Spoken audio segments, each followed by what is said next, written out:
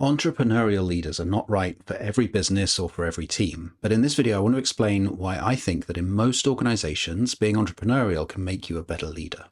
I think of myself as an entrepreneurial leader. In my 25 years of tech industry leadership, I've started more than one company, and within bigger companies, I've created completely new teams from scratch on many occasions. But actually, that isn't really what I mean when I talk about entrepreneurial leadership here. I don't mean that you have to have started a company, but rather that you have a particular set of characteristics. In particular, it's about a willingness to take risks. Now, I could stop there and say that's my definition of being entrepreneurial, that you're willing to take risks.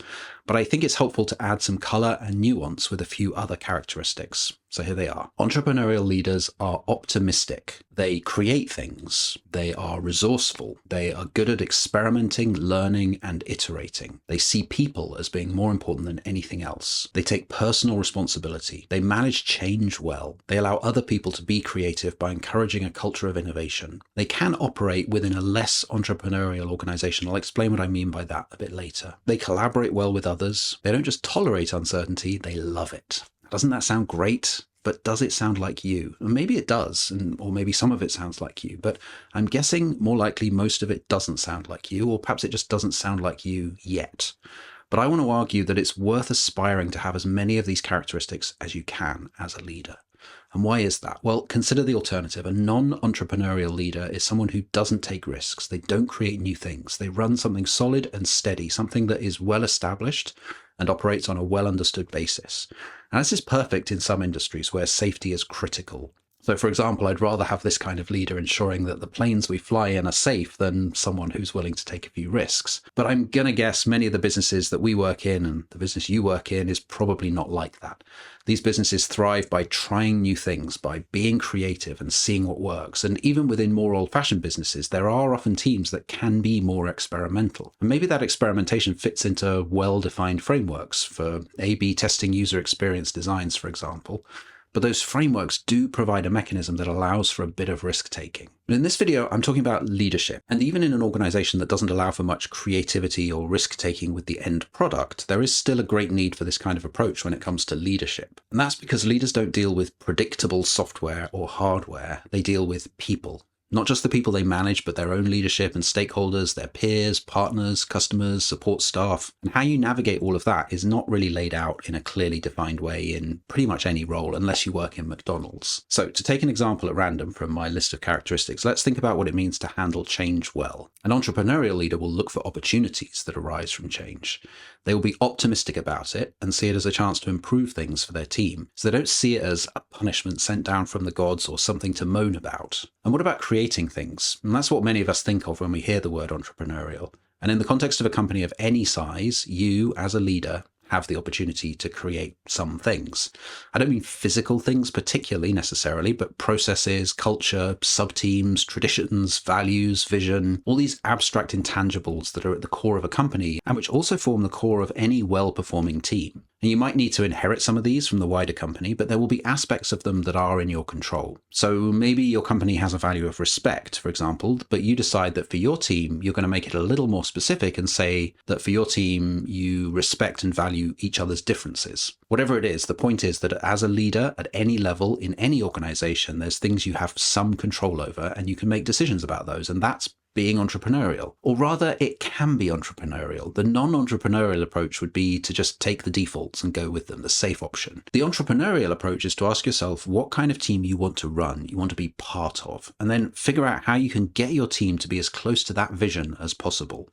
And by the way, about vision, vision in its simplest form is really just an ability to see what you want things to be like in the future, an ability to imagine a goal state for your world. But that obviously isn't quite enough. You can't claim to be a leader with vision if you have no idea how to get there. You don't have the resourcefulness and creativity to make it happen.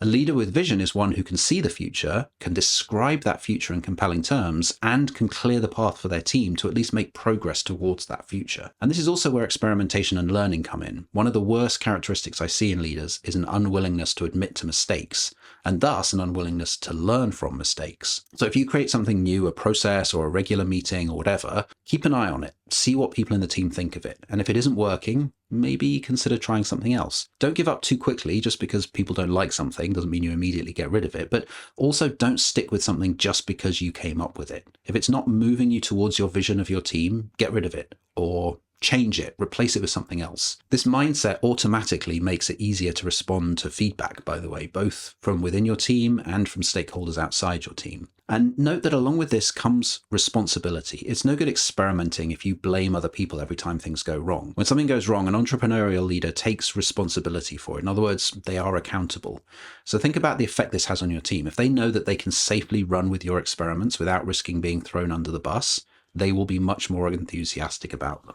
Optimism is also an important part of this. If you are incapable of believing that an experiment might work out, if you're incapable of believing you can achieve your vision, you're not going to really take it so seriously. And I don't mean that you should be naive. I don't mean you should wear rose-colored glasses all the time. Far from it. You do need to be realistic, and you need to acknowledge the risks and the downsides of whatever you're doing, whatever you're trying. But those can't be dampeners on the enthusiasm of an entrepreneurial leader. They're just part of the experiment. And that's what it means to take an optimistic view. Not that you assume that everything you try will work out, but that you know that trying things is what matters, and that if something fails, you will learn from it and move on, and that will not be the end of the world. Resourcefulness means that entrepreneurial leaders find ways to solve problems that are not obvious. And this is one of my favorite aspects of leadership, the seemingly impossible problem. For example, your team doesn't have enough people to deliver the product your CEO has very publicly promised. And it might be appropriate in that situation to just go and talk with the CEO and get her to fix it, but an entrepreneurial leader will probably think of other ideas. Maybe you can borrow someone from another team. Maybe you can hire contractors. Maybe you can deliver a minimal viable product that technically meets the brief the CEO has promised, and then deliver everything else in version 2. But the non-entrepreneurial answer would be for everyone to work harder and longer hours. And that is not creative, and it likely won't solve the problem really anyway. The final characteristic I wanted to call out is around tolerance of uncertainty. The fact is that in almost any leadership role, there will be some degree of uncertainty. If there isn't, then you could argue there isn't really a need for a leader, as the team should know exactly what to do without you. But I think there's another way to see uncertainty, which is as an opportunity. When you're handed certainty, you're really kind of being given a cage that is very hard to break out of. When you're given uncertainty, you're being given a blank slate, a wide open field to run around and play in. So see it as an opportunity, a license to experiment and take risks, not as a terrifying oversight on the part of your leader. Okay, but what can you do about all of this? If you're already entrepreneurial, if you already take risks and make creative decisions and give your team the encouragement they need to be creative, then you're probably doing the right things. And my only advice to you is to remember that this is a positive characteristic of your leadership style. That means you can tell other people about it, spread the word, provide mentorship and guidance. It also means you can lean on it in tough times. When some difficult situation arises, remind yourself you're not just any old leader, you're an entrepreneurial leader, and that gives you access to a whole bunch of options that other leaders don't have. This starts with optimism, reframing the problem as an opportunity, and moves into the realities of creating what you need to get the problem solved, experimenting and learning as you go, and taking personal responsibility for your decisions. If, on the other hand, you've listened to my description of an entrepreneurial leader and you think, well, that isn't me, well, don't worry, all is not lost. What I want you to do is this: close your eyes, picture yourself in a year's time being that entrepreneurial leader. What does that look like? How does it feel? What have you done? How do other people think about you? Now imagine what it will take to get there. It doesn't require you learning some esoteric new skill, and neither does it require some special permission. You can just decide this for yourself. Start with optimism. Believe that you can become an entrepreneurial leader. Be optimistic about it. And pick a trait to work on. If there isn't one that resonates particularly with you, then I'd start with the way you approach problems. This is something I think you can force a bit to make it real, fake it till you make it. A problem arises, you sit down with your team or you sit down alone or whatever, and you express excitement. What an exciting opportunity this is to find a creative solution. This might feel fake, it probably will at first, but that's okay, just go with it. If you're doing this with your team, you can either be open with them and say, you're trying something new, maybe it won't work, or you can just lean into it and try to convince them that you really are excited by this opportunity. Either way, you're giving them permission to think about the problem in new ways. And each time you solve a problem, or you create something new, or you do something else that fits with this image of an entrepreneurial leader, tell someone about it. Maybe it's a friend or a partner or a colleague or even just a teddy bear, but say it out loud, celebrate it, and then think about how much closer it brings you to your image of yourself as an entrepreneurial leader. It's not going to happen overnight, and it might not fully happen in a year, but it's not like there's a bar you have to get over. There's not a single line you have to cross, on one side of which you're a regular, ordinary leader, and on the other side of which you're entrepreneurial. If you make one entrepreneurial decision, you're an entrepreneurial leader. And the more you do it, the more comfortable it will feel. And what I think will happen if you practice this for a year is that you'll find that it comes naturally and easily, and it's not going to feel scary anymore.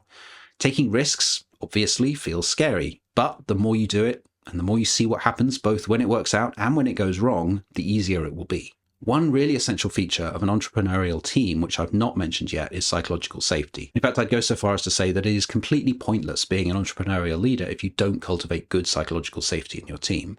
And to find out why I say that, check out the video that's on screen now. And if you have any thoughts on this video, particularly if you disagree with anything I've said, please do let me know in the comments. I'd love to hear from you.